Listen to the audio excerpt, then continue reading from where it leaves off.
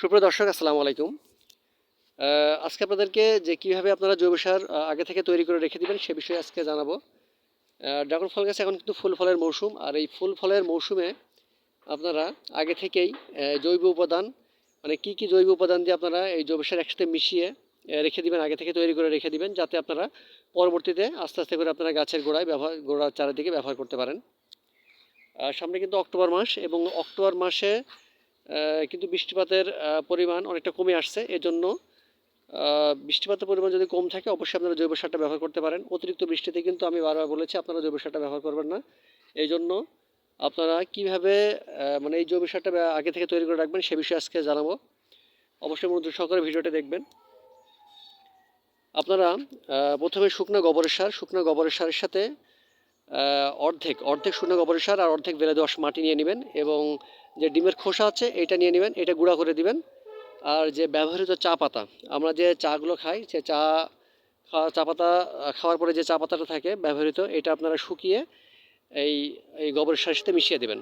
আর অবশ্যই খেয়াল রাখবেন যে এই শুকনা গোবরের সারটা এই গোবরের সারটা যেন অবশ্যই শুকনো হয়, 1 বছরের পুরাতন হয়। কাঁচা গোবরের সার একদম ব্যবহার করবেন না।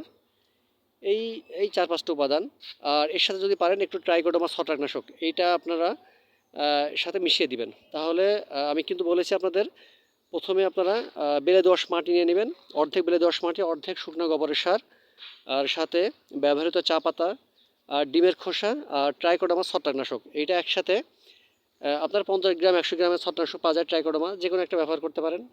আর না করলেও কোনো সমস্যা নেই, আপনারা যদি করেন তাহলে একটু ভালো হয়। কারণ গাছের মাটিতে ওই জৈব সারের মধ্যে যদি কোনো ক্ষতিকর ব্যাকটেরিয়া থেকে থাকে, এটা আপনার এই ট্রাইকোডার্মা ছত্রাকনাশক ব্যবহার করার কারণে এটা আসলে চলে যায়, বা এই ব্যাকটেরিয়াটা থাকে না। এই জন্য এইগুলো একসাথে মিশিয়ে আপনারা রেখে দিবেন, একটা ছায়াযুক্ত স্থানে রেখে দিবেন যেখানে সূর্যের আলো না থাকে। সূর্যের আলো যদি আপনার যেখানে পড়ে সেখানে যদি আপনারা এটা তৈরি করে রাখেন, অনেক সময় এই সারের গুণাগুণটা একটু কমে যায়। এই জন্য আপনারা একটা ছায়াযুক্ত স্থানে রেখে দিবেন, এটা একসাথে মিশিয়ে রেখে দিবেন। তারপরে আপনারা 1 সপ্তাহ পর থেকে ব্যবহার করতে পারবেন। ট্রাইকোডার্মা ছত্রাকটা দিলে ভালো, এটা অবশ্যই আপনারা বাজারে পেয়ে যাবেন। ট্রাইকোডার্মা ছত্রাকনাশক এটা ইস্পাহানি কোম্পানি পাওয়া যায়, আরও অন্যান্য কোম্পানিও আছে। আপনারা চাইলে কিন্তু বাজারে গেলেই আপনারা বললেই দিয়ে দেবে কীটনাশকের দোকানে, যে কোনো কীটনাশকের দোকানে। আমি যে জৈব সারের কথা বললাম, এই সারগুলো কিন্তু আপনার গাছে ফুল আনতে এবং গাছের ফল যে একটু বড় করতে খুবই সাহায্য করে, এবং খুবই ভালো কাজ করে। এটা আমি ব্যবহার করেছি, এজন্য আপনাদেরকে বলেছি। আর দেখুন, আলহামদুলিল্লাহ আমার গাছে কিন্তু পর্যাপ্ত ফুল আছে এখনও, এই যে, আর ফলও আছে। দেখুন ফলের কালারটা দেখলে আপনারা বুঝতে পারেন কত ন্যাচারাল, কতটা। দেখুন আলহামদুলিল্লাহ কতগুলো ফুল আছে গাছে। আর এই যে দেখুন, এই কালারটা দেখলে আপনারা বুঝতে পারছেন কতটা ন্যাচারাল। মাশাআল্লাহ কত সুন্দর একটা ড্রাগন ফল।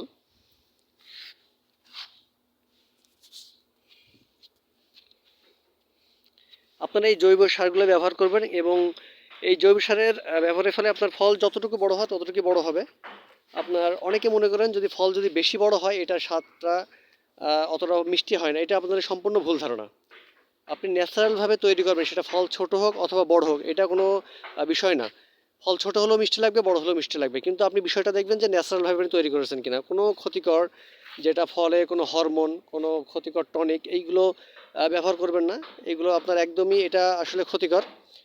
এটা ব্যবহার না করে আপনারা সম্পূর্ণ জৈব উপাদানের ব্যবহার করুন, অথবা যারা রাসায়নিক সার ব্যবহার করতে যাচ্ছেন রাসায়নিকভাবে ব্যবহার করুন। তবে রাসায়নিক থেকে জৈব উপায় যদি আপনি ব্যবহার করে থাকেন তাহলে আপনার ফলটা কিন্তু বেশি মিষ্টি লাগবে। রাসায়নিক সারও ব্যবহার করতে পারেন, রাসায়নিক সার ব্যবহার করলে আপনারা সামান্য পরিমাণ ব্যবহার করবেন, কিন্তু গাছে কোনো ক্ষতিকর কিছু আপনারা স্প্রে করবেন না ফল বড় হওয়ার জন্য। ফল যতটুকু বড় হয় এমনি বড় হবে। কিছু কিছু ফল বড় হয় এটা কিন্তু জাতের কারণে, কিছু কিছু জাত আছে এই জাতটার কারণে ফল বড় হয়। যেমন আমার এই গাছটা দেখুন, এই গাছটাতে কিন্তু ফল হইলেই বড় হয়। সেটা কোনো কিছু ব্যবহার করা লাগে না, আমি যে জৈব সারটা ব্যবহার করি। দেখেন এই গাছের দেখুন,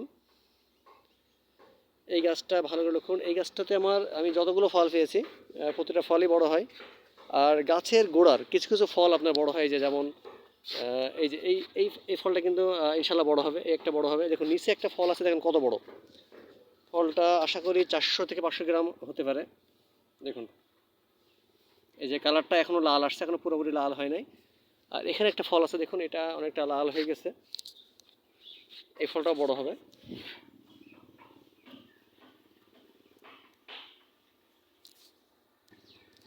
আর এটা আমার নতুন গাছ, এই দেখুন নতুন গাছে ফুল আসছে। আমাকে অনেকে কমেন্ট করছেন ভাই এইভাবে ক্যারেটে এইভাবে কি আপনার ড্রাগন গাছে কি ফুল ফল হয়? দেখুন আমার কিন্তু গাছে ফুল আসছে এবং গাছে কিন্তু দুইটা ফলও আছে। দেখুন এই ফল দুটো কিন্তু ছোট, হ্যাঁ দেখেন ফল কিন্তু ছোট, এটা হয়তো 100 গ্রাম হবে কি হবে না, এটা এটা 100 গ্রামের বেশি হবে। কিন্তু আমি কিন্তু ফল ন্যাচারালভাবে বড় করছি, এই জন্য আমি তো আপনাদেরকে আগেই বলেছি ফল ছোট হতে পারে বড় হতে পারে, এটা কোনো ম্যাটার না। আপনারা ন্যাচারালভাবে মানে জৈব উপায়ে মানে এই ফলটা বড় করার চেষ্টা করবেন। সেটা ছোট হলেও মিষ্টি লাগবে, বড় হলেও মিষ্টি লাগবে। আর আপনারা মাসে 2 বার করে এই সময়ে ফুল ফলের সময়ে আপনারা মাসে 2 বার করে কলার খোসা ভেজানো পানিটা ব্যবহার করবেন। এটা কিন্তু গাছে মানে যে গাছে ফুল আনতে খুবই সাহায্য করে, খুবই ভালো কাজ করে, এটা ব্যবহার করতে পারেন।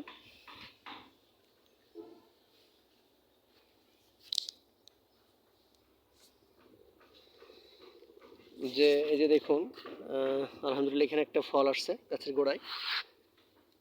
বেশিরভাগ ক্ষেত্রে গাছের গোড়ার ফলটা কিন্তু বড় হয়। এই যে এখানে একটা ফুল আসছে।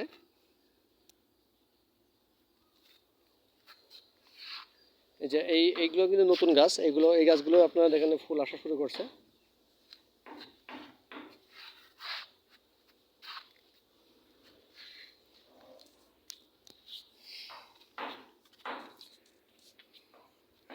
আপনারা যারা ছাদ বাগানে ড্রাগন ফলের চাষ করে থাকেন, ছাদ বাগানে কিন্তু ড্রাগন ফলের চাষ খুবই সহজ এবং এবং এতে পোকামাকড় আক্রমণ খুবই কম হয়। ছাদ বাগানে যারা চাষ করে থাকেন তারা অবশ্যই বুঝতে পারবেন যে ছাদ বাগানের থেকে যারা আপনারা যে মাঠে বা বাড়ির আঙিনায় আপনারা ড্রাগন চাষ করতেছেন, তার থেকে আপনারা ছাদ বাগানে মানে পোকামাকড় আক্রমণ একেবারেই কম। তো ছাদ বাগানে এই জন্য আপনারা ছাদ বাগানে ড্রাগন ফলের চাষটা করতে পারেন। যাদের ছাদে পর্যাপ্ত জায়গা মানে পর্যাপ্ত পরিমাণ জায়গা আছে, তারা ছাদ বাগানে ড্রাগন চাষ করতে পারেন। আর আপনারা এখন অতিরিক্ত মাত্রায় কোনো কিছু ব্যবহার করবেন না। এখন কিন্তু বৃষ্টি হচ্ছে, মাঝে মাঝে বৃষ্টি হচ্ছে, এই জন্য জৈব সারটা আমি এই জন্য আপনাদেরকে আগে থেকে বলেছি তৈরি করে রাখবেন। আর যে সরিষার খোল ভেজানো পানি, এই তরল সারটাও কিন্তু আমি ব্যবহার করতে বলি মাঝে মাঝে, কিন্তু এখন কিন্তু মাঝে মাঝে বৃষ্টি হচ্ছে এই জন্য এটা এখন ব্যবহার করবেন না। এই জন্য আপনারা বলেছি কলার খোসা পানি, যে কলার খোসা ভেজানো পানি এটা ব্যবহার করবেন। আর সামনে কিন্তু অক্টোবর মাস, এই জন্য এই জৈব সারগুলো অবশ্যই তৈরি করে রাখবেন এখনই। যখনই দেখবেন আপনার গাছের গোড়া একেবারে শুকিয়ে গেছে তখনই আপনারা এই জৈব সারটা ব্যবহার করবেন এবং মাঝে মাঝে পানি ব্যবহার করবেন। তো আজকে এই পর্যন্তই। আমার যদি চ্যানেলটা ভালো লাগে থাকে অবশ্যই লাইক এবং কমেন্ট করবেন। আর যদি কোনো কিছু জানার থাকে অবশ্যই কমেন্ট করবেন। আর চ্যানেলটা ভালো লেগে থাকলে অবশ্যই সাবস্ক্রাইব করবেন। আজকে এই পর্যন্তই, সবাই ভালো থাকবেন। আল্লাহ হাফেজ, আসসালামু আলাইকুম।